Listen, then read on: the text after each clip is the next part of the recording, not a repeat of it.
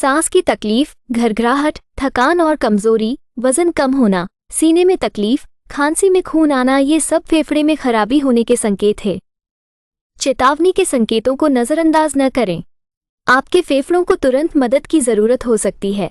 Allopathic English दवाइयाँ खाने से एलर्जी हो सकती है और रिएक्शन कर सकती हैं। एलोपैथिक इंग्लिश दवाइयों की केमिकल इफेक्ट से आपके शरीर में अन्य रोग, समस्याएं हो सकती है। उनसे छुटकारे के लिए आयुर्वेदिक औषधि और ट्रीटमेंट अपनाएं।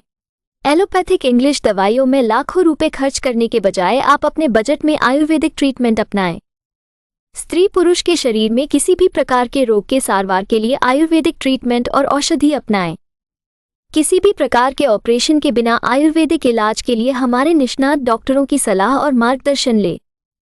उधना दरवाजा, सूरत।